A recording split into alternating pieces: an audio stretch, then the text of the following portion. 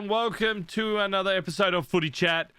Two fans talking footy, that's all it is. As Lorenzo sometimes put it, it's just an opinion, and this is all it is. This is just two people having a yarn about footy, looking back at the week that was, looking forward to the week that will be, and then everything in between. But I guess, as we do usually, we look to the past and we chuck up some of the photos that caught our eye. Now, Lorenzo, this is your one first. Talk me through this one. Yeah, so thank you, Woodsy. Good to hear you as well, that you're doing well, and hopefully I'll see you in the flesh soon. So this week, my photo of the week was taken during the Geelong Cats' brilliant win over Richmond on Saturday twilight. George Stevens, well, he looked like he played several AFL games, didn't he, in his debut for the Cats. He kicked his first goal as well, got a off-the-ball holding free kick, and slotted it through very calmly from the set shot. And all the Geelong players, we always love this. It doesn't really matter who the team is or who the player is. I think every footy fan does appreciate when that first goal is kicked and all the teammates get around and celebrate with this whoever it is who's kicked their first goal. It's always a big moment and a very memorable moment in a person's career, no matter how long or illustrious it is. So it's always great to see, and it was another great example from someone who had a very good debut in George Stevens, and a very popular man already among the Geelong faithful, no doubt. So well done to George Stevens for his debut and his first goal, and good on the Cats players, and good on all AFL players whenever this does happen, for getting around someone who when they kick their first goal. It's always a great moment. It is, and I can't wait to see this photo in the backdrop of your on the wall there. There's a few things there. It could belong on the wall here, maybe. There's the Tennessee Titans there. There's an old Ferrari. I expect to see this photo up there sometime soon. But no, what a good story that is. And talking about youngsters, I think they're following suit for me. This one here, Alex Carew with his mark. It was Nick Riewoldt-esque is the comparison drawn. But it's exciting stuff to see, and I can't wait to see him progress his footy career. It's going to be an exciting time. Although St Kilda didn't get the job done, it is all about the future and what we can develop our youngsters, because we've got a good list of youngsters, and it's just a case of furthering that forward. And that brings us right into the review part of this thing. We're just going to quickly go over them. Western Bulldogs defeated North Melbourne 134-85 in the North Melbourne 100 anniversary game in the VFL AFL. Collingwood defeated Carlton by 56 points, 115-59. Now, don't know how Josh is feeling. However, this was the extra time grand final. We'll talk about that a bit later on, the extra time cup. And it's funnily enough, I'll be mentioning that in the rate or hate for this week. Yes. GWS Giants won by 59 as well. 111, won by 150. Won by 59. I got the 49 and 56 and just meshed them together. Yes. I thought, there was a 59. It was 111 and 52 in that game. Then Gold Coast won by 41 points, 115-74.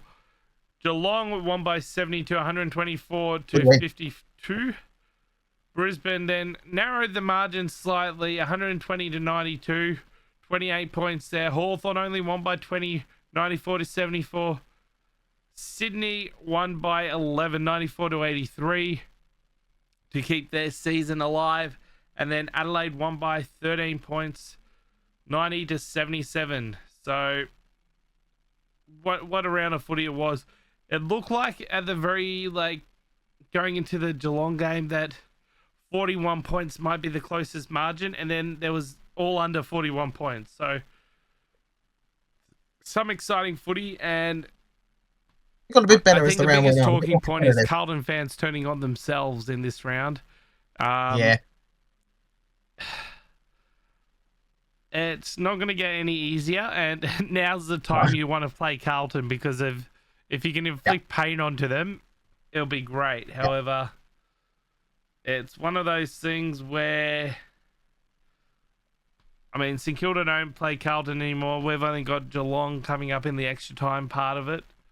Yeah. But what were your thoughts on the round?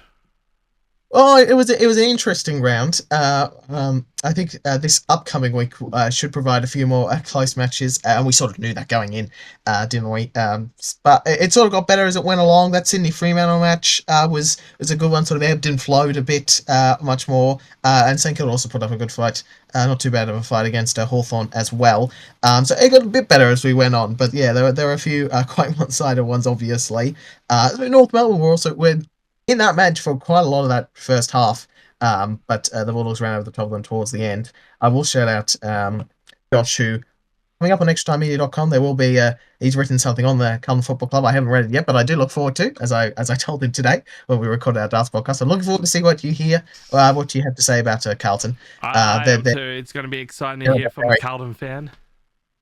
They're in a very interesting spot, and there's probably going to have to be a bit of soul searching now. Whether that the coaches involved, we'll wait and see. But it's sort of multi-layered. Carlton's problems at the moment. It's not just down to one person or one group of people, really. Yeah, it's one of those things where is Collingwood still the real deal, or is the teams coming up? And I think this is a good thing because of. As we started, we spoke about Chautauqua last year. Oh, we talked a lot about. Well, you talked about Chautauqua a lot last year, and you were onto it very early. Is there a Chautauqua this season? So let's just go through the horse race right now, and as we progress, we can see how teams have done, where they've kind of moved around, and is there any really outlier that you can think, this team is actually these two teams, these teams. It's interesting now they're basically formed. I think from this point on you can see that there've been the groups formed. You had Melbourne on the outside not knowing what they're going to do. And then at the 1600 meter mark there's basically that group, and then we go here where oh, too far back you go. We'll get to that. No, it's not liking it. There we go. I just don't touch. Yeah. So at the 1800 meter mark, it's not going to like me here. It is, yes. Okay, good. There we go. Leave it. So as you can see, it's Collingwood, Brisbane, Adelaide, Geelong, Hawthorn in that front group of 5, and then there's a group of 4 there, and then the field, and then Sydney, Port Adelaide, who can be the Chautauquas this season. I'm not saying they will be. I think there's very much a distinct gap this season. However, if there are a team to do it, it'll be Sydney. They've got the ability to kind of just start with the run. If they can make finals, anything can happen. However, I think the gap is too far. Yeah, Sydney is the only team really of anyone outside of that top 9 that could maybe even fancy them for finals. But even then, they're still 28 points behind. And then you got Fremantle, GWS, Gold Coast, and the Bulldogs all on 40. So it just goes to show that there is a distinct gap. I can't see them doing it. So to answer the question, no Chautauqua this season. However, will there be the extension? The thing is, I don't think any teams can progress further. One team will drop off, and then I legitimately think any of these 8 teams that stay in that front pack can win it. I don't think it's Collingwood just yet. I think Collingwood are the closest to the cup, but they don't have that hand on the cup that other teams have had in the past. And an article that was, I think, written by a Collingwood fan. It was. Dylan Padgett. Yeah. On just making sure it was Dylan Padgett. What 16 rounds of footy tells me. That really dives deep, and we're going to the last 10 years and their positions of the premiers, and it's like only one team was sitting first after round 16, and that was Collingwood back in 2023. So it can be done. However, I'm just looking now. I'm like the second or third position.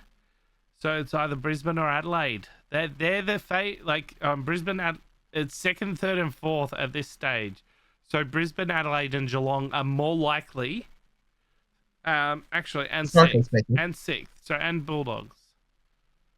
So there was one first, one eighth, which the eighth was Brisbane, and then there was two seconds, 2/3, 2/4, 2/6.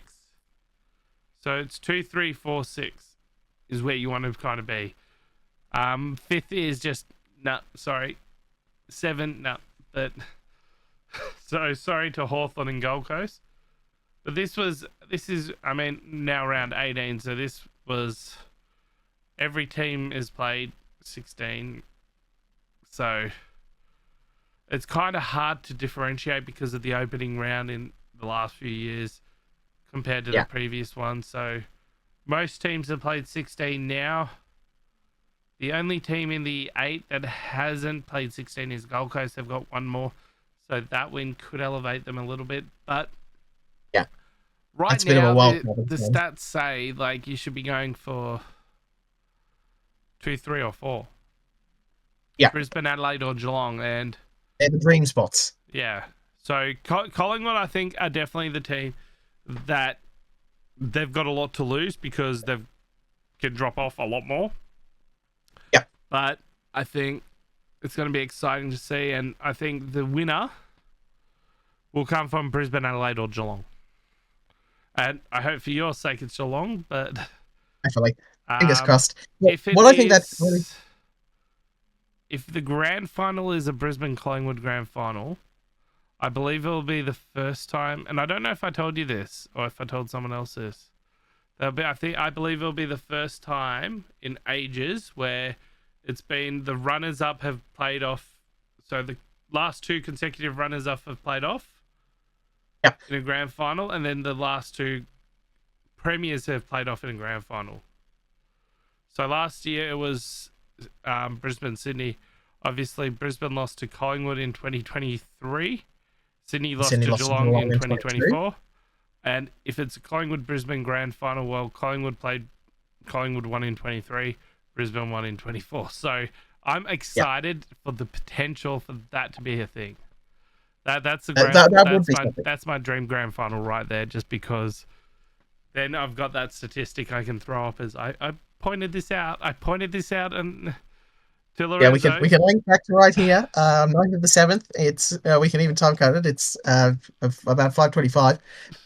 What I think that does show, what Dylan's article does show, is so often it's about how well you're playing going into that finals and really building up good momentum. So there's more 6th here than first from ladder position round 16 to premiers. That was Richmond in 17 and 19, and they were 4th as well in 20. So it's all about really building that momentum in these last sort of couple of months heading into September.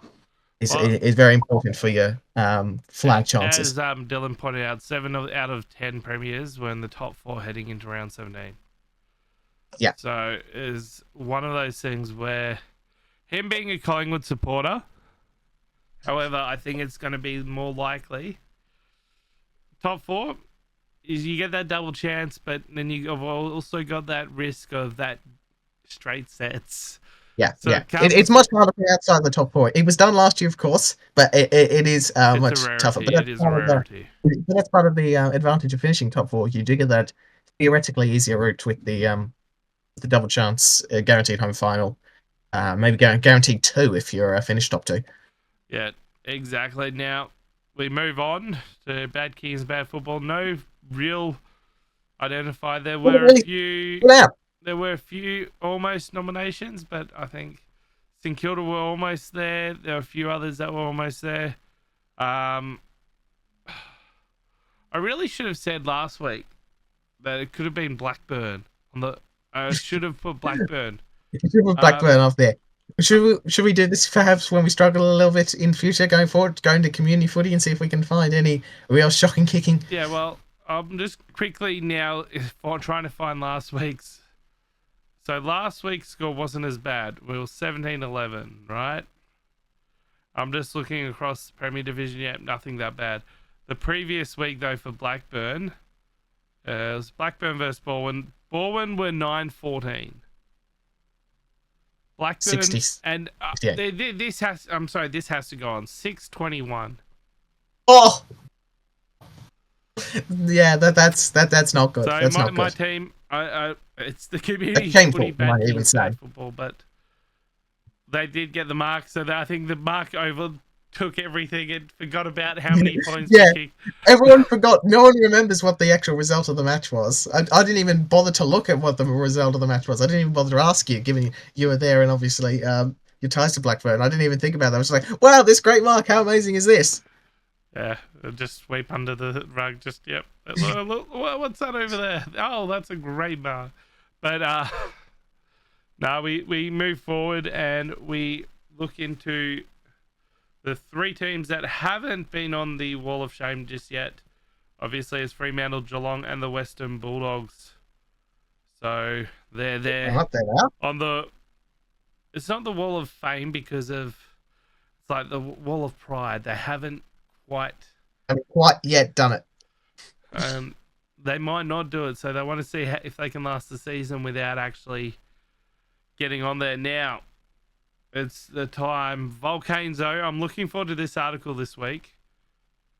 Yeah, so no, I've got a couple of articles I'm doing for extra time at the moment actually, across a few different sports, or at least thinking of ones going forward. All right, so we're going to tie this one, and we sort of thought along the same sort of lines here, Woodsy, because I'm going to tie it into rate or hate. Well, part of my Volcano ties into rate or hate as well. So there were a couple of really bad examples of overreacting over the weekend, and it's sort of this sort of a meta volcano. So because I'm volcanoing people for doing their own version of a volcano, in a sense, if that makes any sense at all. So on the you probably didn't watch it, but because I certainly didn't really. But on the Friday night, along with Carlton and Collingwood, which is the more interesting match, there was a match out west between West Coast Wait, there and was another match on Friday night. I Great. thought it was You Carlton wouldn't have Collingwood. believed it. You wouldn't Nobody have told me known. about this.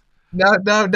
It was barely mentioned in the build-up, but there was another match between the Eagles and the Giants. It really had no impact. There was a moment that really had no impact where there was, I can't even remember the players involved. I certainly can't remember the umpire involved, but there was a bump collision and the umpire called high contact, even though there didn't really appear to be any head-high contact. It was a very simple bad decision, probably more so than some others, but overall, it really meant nothing in a 55-point margin in a game that really won't affect the race because GWS will win that game anyway, and with the only difference maybe was percentage-wise, but one goal either side probably doesn't affect percentage that much. Well, all of a sudden, so I've come back from doing a volunteering thing on Saturday, and I'm hearing turn on the crunch time on SEN. All of a sudden, I'm hearing Kane Corns. He does a full 5 minutes on this sort of thing. I'm like, come on, Kane. The game isn't lost anything just because there was one bad decision in one game that you were probably one of like 10 people watching at that particular time. Settle down. It's not that bad. The other overreaction during the week, and we'll tie this to rate or hate, was the I think it was Sam McClure discussing the potential of the in-season tournament. Now, we can pretty much just jump straight to rate or hate here because we'll sort of weave our way into this. My view on this is I want to see what it actually happens before I have too firm of an opinion on it. I don't completely hate the idea. Funnily enough, when I heard the NBA was doing it, my first thought was, I reckon this might be an AFL thing. I literally foresaw this conversation happening when I first heard that the NBA were doing their in-season tournament thing. The AFL might look to eventually maybe do something similar. I don't completely hate the idea. The idea that the winner would get an automatic finals berth, I'm not a fan of. Nor am I a massive fan of it not counting towards the actual premiership, usual premiership ladder. But if it works right, if it is a better way to determine double matchups throughout the season, if it can provide a little bit of something extra for a lot of teams that might not otherwise have much to play for throughout the back half of the season, I can see it having potentially working. But I really want to see how exactly they format it. There are other, obviously, thousands of other things they could do to improve the league, but I'm not completely against a in-season tournament concept. I think there are many bad ways to do it, but I think there are a few ways that it wouldn't be terrible, at least. But I'm not one that wants to automatically jump to. It could be a lot worse, and I'll bring that up in Rate or Hate with some other ideas back in the day, and. Yeah, they've been. I would argue they've been worse proposals and worse things that have actually. Oh, don't worry. I've got one. I've got one. Don't worry. So in Rate or Hate, I'll bring that up. That was my campaign this week. Don't. It's very hard, and look, I'm a chronic overreactor at times. I have been, but so I'm not. I'm not saying I'm the bar everyone should be going to, but there is a bar we should all be striving for in life. So let's calm down. The not every bump needs to be a head high. It needs to be a free kick for head high contact. There's some honest mistakes that can be made in pressure situations, particularly when there's a delicate balance going on. And the in-season tournament might not be a terrible idea. It depends how it's done.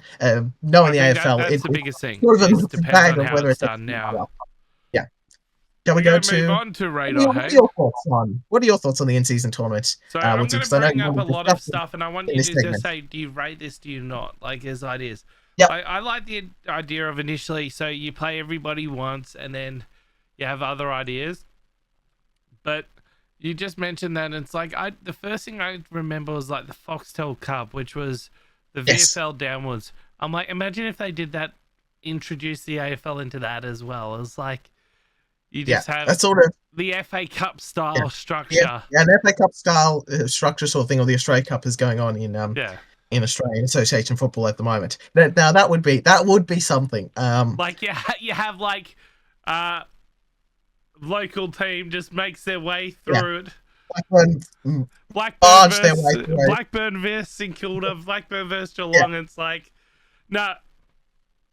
That idea will never go through. However, that will never happen. But that would be. I like that would the idea of the in-season tournament because there's a multitude of things you can do with it, and because it doesn't count for premiership points, it's one of those things where if you just say if we were to do this season, Collingwood are well up there, right? They go, we don't need this final spot. We're going to just play our youngsters. We're going to rest Scott Pendlebury, like. I think a lot of factors come into play is if we have the in-season tournament, does that count towards games? Yes, that's there's a lot of things that you've got to factor into first. But for me, if a team's already securing their finals chance, like depending on when, I can't remember what the structure is. Depending on the structure, it's like if they're looking like, oh yeah, we're on track to play finals, we're in the top four, we're steady, we're just going to rest our stars for the in-season tournament. It's a good way to get the youngsters out. Yep. I don't hate the idea, and I'm interested to see how it goes. I definitely think we need to balance it more so each team plays. You have, I think it was, everybody plays each other once. Then you have a gather round and a rivalry round. Yep. So that's 19. 19.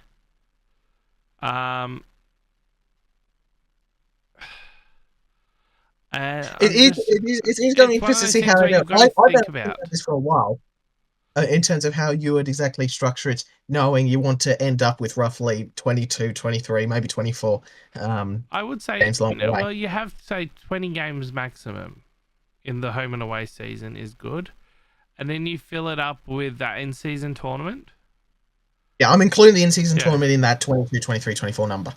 Yeah, I don't hate that idea. I like the idea of it being a bit more reduced, but then you have another thing that comes into play, and it's like a bigger prize. Like I think back in the day where you had the 4-week preseason, where it was like straight knockout, or then you had the groups and then whatever. I'm like, I like that. I like the idea of it, and I think. And you saw a lot of fans get around it as well. Yeah, and you saw the youngsters.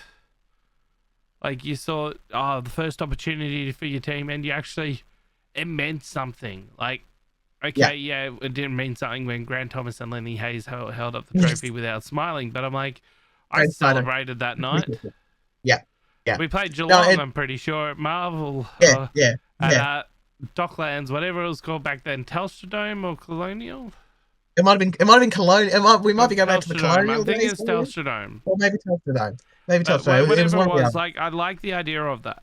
Now, the preseason comps were fun, and they did mean a lot, obviously, for St Kilda, even Geelong in 06, because the Cats hadn't won any big any trophies really since 1963 at that point. So they did often mean a bit to the teams that won them, we won particularly if they were going through this. I think our first one was, and we went wild. Yes. But the other idea I want to present to you is matching the reserves. So with yes, like matching the reserves, I mean, St Kilda, it's not going to happen next year because St Kilda are getting their own reserves team. They're splitting with Sandringham. So I like the idea of St Kilda players debuting in the Resies or whatever it is. They're part of the club. They're debuting in the red, white, and black. So that's my opinion on the Sandringham stuff. But going back to matching the reserves, and I guess when you have introduced Tassie, you might be able to do it then of kinda, I don't know the budget for this, but kinda aligning AFLW as well. So over the weekend, you're playing 3 games your club's playing 3 games of footy, and it's Geelong versus St Kilda weekend. Okay, well there's going to be St Kilda versus Geelong in the 3 codes. Yeah. Or St Kilda Hawthorn. Men's seniors, men's reserves, and women's. Yeah. And so if you go to Adelaide, it'll be obviously with this idea, it has to be the WA and SA teams are part of the reserves. Yep. So there's no like Southport, Williamstown, Sandringham. They form their own competition, but you have it so. Yeah, those 3. You have 3 games a weekend. It could be you're playing Adelaide, so you go across there. Saturday afternoon, it could be the Resies play. Saturday night, seniors play, and then Sunday, the women play. We've got it. It's something that can be looked into, and I think there's always been talk with the AFLW about doing something like that in particular if the seasons like you were to line up. You don't need to have curtain raisers, but yeah, you have it so that it's like and I understand that the local footy as well. Like for me, I like to go watch Blackburn play when they're at home, and so that kind of has taken precedence over St Kilda a little bit more because of I've got the community down at Blackburn. So yeah, it's one of those things where all these discussions, and I think even next year there's talk of a grand final being in mid-October because of the NFL. I don't hate that. I don't hate that idea. It's something new, and especially next year. Is it next year because of the centenary test next year, as well? The centenary test is 27. 27. So you could have 2 years in a row. So you have 2026 because of something during the AFL season, which is the NFL coming to town, and then so March 2027 will be that centenary day night. It's going to be a match at the MCG between Australia and England. 150 years, I think it is. Well, 150 years, yeah. Yeah, but whatever. I like the idea. I like the idea of it. There's other ideas that I like. I'm like, yeah, we'll wait and see. But very much a watch this space. I think for me at the moment, there's a few ideas that are floating around in the space that we might see come to fruition. If not next year, then maybe in the coming years.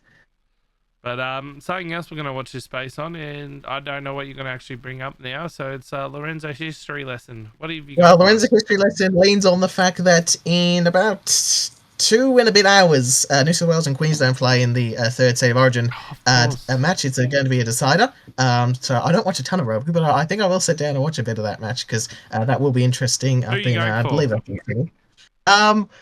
look, I never really pick a side often in these ones. Queensland's probably the more obvious one as Victorian, but I feel like I can just sort of enjoy the spectacle that is of quality rugby league without really feeling like a need. Like I obviously literally don't have a dog in the fight because I've never really obviously don't affiliate with either team. So I just really enjoy it for what it is. Even though I probably do have a slight lean to New South Wales because when I started growing up, it was Queensland was dominating quite a bit, or at least it felt like it was. So it felt like to see the Blues win. So perhaps a bit more often. You got to take solace in you got to take pride in the Blues losing. Often, yeah, it's not always. It's not always. So look, but I don't really feel that affiliated one way or the other because I'm not a massive fan of New South Wales or Queensland. But anyway, I will sit down and probably watch a bit of that tonight, or certainly listen into it. Well, I'm interested. Obviously, we all know I'm not going to I think most people are probably familiar with the fact that the Australian football was really first onto the scene with not only state versus state, but the particular state of origin flavour. And I'm very glad that if indeed it is true that we will get state of origin next year, at the start of next year will be WA versus Victoria in Perth is what they're looking at, because that was the first real true state of origin match. What I'm interested in is there was a 5 year span throughout the 80s, from 83 to 87, where the governing body there at the time, they changed their names millions of times. It was the Australian National Football Council for most of its life, so let's just call it that. The ANFC, even though I think it was the National Football League at the time. Anyway, they basically put West Australia, South Australia, and Victoria in competition each year, and they played each other once, and it was a funky old competition because I don't think the title really meant a lot, to be honest. I don't think the premiership in the end was really the main meal, the sort of heart of it was those individual matches, the individual rivalry between SA Victoria, WA Victoria, and WSA. The other reason why I sort of like looking at these results, because Victoria didn't win any of these, and they didn't get particularly close really on any of them. The only one they've got particularly close to was 85. They actually won both games, but the South Australian win got taken away from them on appeal. I think there was a interchange error or something like that. I can't remember exactly what it was. Here it goes. Here it is. Coach Kevin Sheedy snuck Shane Hurd into the squad as an extra player, so that got taken away. So there we go. It wasn't an interchange; it was a squad thing, which is a bit weird. This segment, Lorenzo's History Lesson, is very much inspired by the segment on Joe Waitley's show with Shannon Gill, Know Your History, and they did a whole very good segment on the WA Victoria game that was part of this competition in '86, which is maybe the best Australian football game ever played. Western Australia won very narrowly by 3 points in a very high-scoring, very fast game at Subiaco Oval. The other interesting thing about these is there was really nothing in there was in this 5 year period there wasn't any games in Victoria itself. So South Australia and West Australia would host Victoria, and then WA and South Australia would alternate when they played. And that really honed down on the fact that State of Origin, well, it was good, obviously, to see a big crowd at the MCG. It was never that competitive in Victoria. It was a bit like, I've always compared it to the Ashes. The Ashes is usually better in England because it's often more competitive and more. You get more exciting finishes when the Ashes in England compared to when the Ashes in Australia. It was basically always the same with State of Origin. The SA and WA really needed that home crowd advantage to really potentially level things out a bit. And quite often when it was tipped the other way to WA and SA victories. So that was a very weird time. And basically, that WA Vic game in '86 was basically the end of an era. Because, well, obviously, State of Origin continued for another 10, 15 years. It never really, it peaked there. And then literally the Eagles and Bears came in the next year. So the WA state team basically became the Eagles. And then from that point on, the AFL, which VFL became the AFL, it asserted its dominance and never really looked back, and as a result, State of Origin, despite a lot of people wishing it hadn't, sort of quietly went away. The sort of allies experiment didn't help it much either, to be honest, because there wasn't really any state pride in that either. But yeah, there was that weird period for about 5 years where it was WA2, was SA1. So WA won 3 of these from 83 to 87. SA won the other 2. But the tournament itself was never really that important. It was those individual matches and those individual contests in May, June, and July. They were often played in weird slots, like on a random Tuesday, and it wasn't like a public holiday or anything. It was just the random day where they had to fit it in the calendar, but it would still get a pretty big crowd at Subiaco Oval or Footy Park or the Wacker as it was for one match. So that was a sort of weird period there, and I only bring this up as well because a lot of people talk about trying to put together some sort of premiership thing with the State of Origin, and look, that would be obviously a very exciting thing to see happen. But my suggestion going forward for the AFL, if you are listening, if anyone from AFL House is listening to the pod, and thank you very much if you are, I would just start out, as it were, with a few one-off matches just to really test the waters, and then see if you can build something on top of that, whether that's a knockout bracket, whether that's a round robin sort of thing. I'm not entirely sure. But we have tried that sort of annual premiership thing in state footy, and it wasn't really that important to people. It was the individual matches that was the most important thing to all the players, all the fans involved. Yeah, so for about 5 year period we had that, and it wasn't particularly, I mean, it was successful because we had a lot of great games, but not in terms of the premiership actually meaning anything. I don't think it really added too much. But yeah, that's what I have this week for my history lesson. Nice. I like it. Woodsy? I remember back in the day of the State of Origin and going to a few of them. It was one of those things where you always went with this state pride.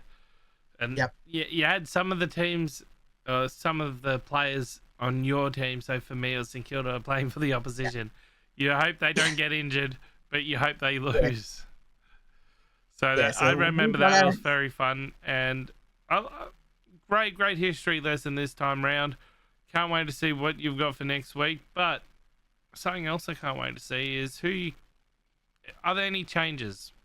I am not changing. Fremantle was again the only one I was sort of half considering, and then they lost to Sydney. They're a wee team at the moment, the Dockers. They probably should be a bit further developed than they actually are at the moment, based on their list. So I think I'm going to keep it that way. Yeah, I'm going to leave it as is.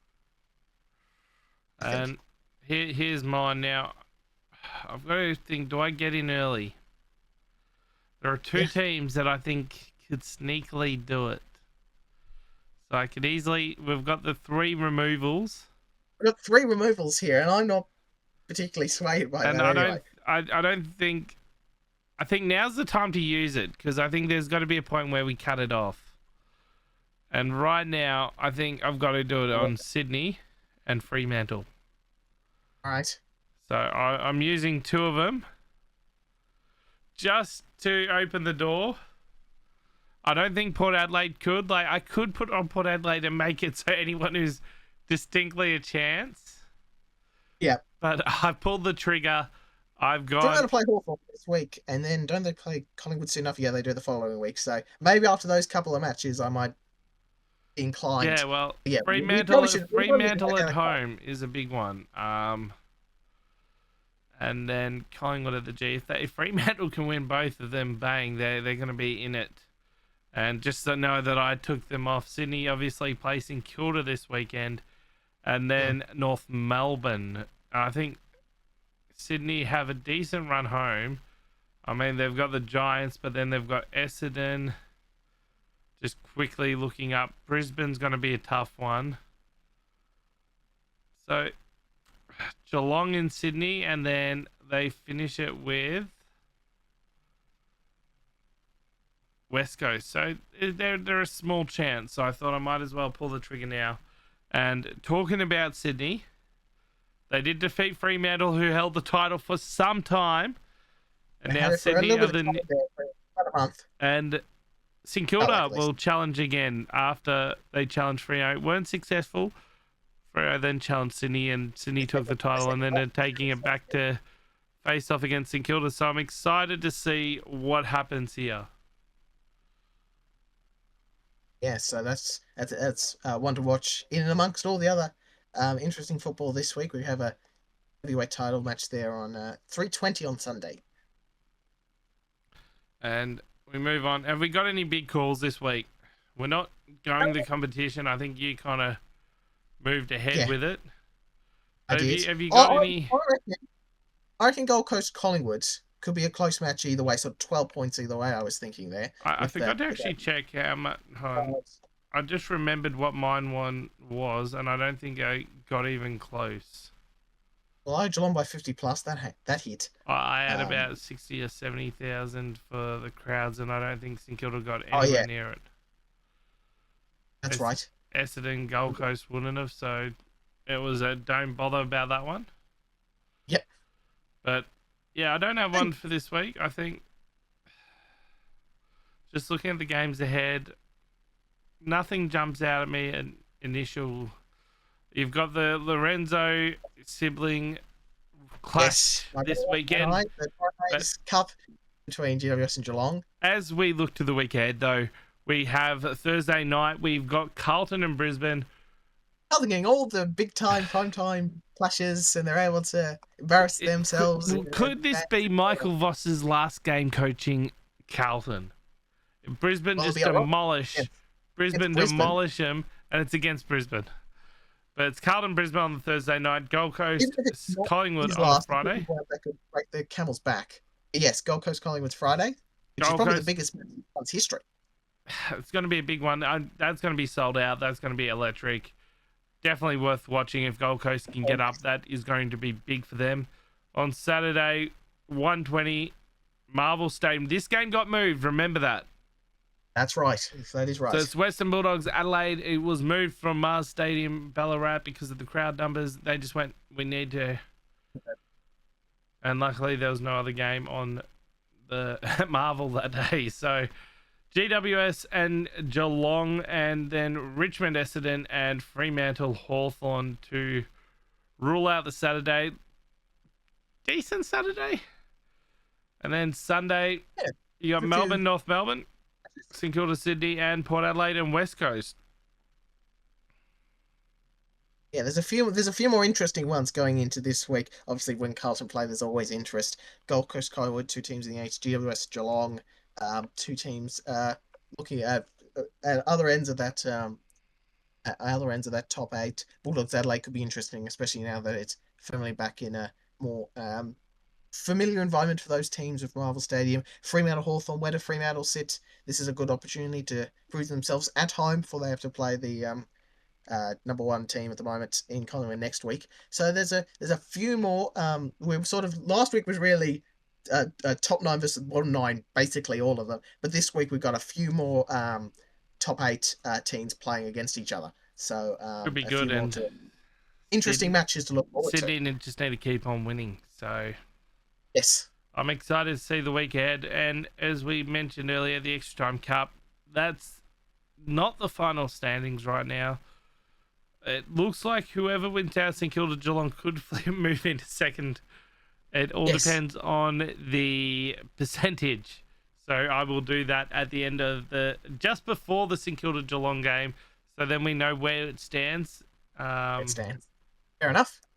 So that will be next week. Or next round, I should say. Shall be a good one. However, that is all the time we have for this week. And I'm sure there's going to be a lot more footy chat to be had during the next upcoming weeks, especially with out of contracts, all the stuff surrounding all the little things, especially with AFLW jumping about to start. They're definitely deep into the preseason. But for now, that's it for this week. Anything else to talk? No, we've pretty much covered it all. Good show. We do hope to see you back in the studio soon. I'm excited to get back there and listening to reading Josh's article as well. So stay tuned to that. Make sure you do check out everything Extra Time at extratime.com.au. Media.com.au. Extra Time Media. Extra Time Media. extratimemedia.com.au. Yeah, that's it. See you next week.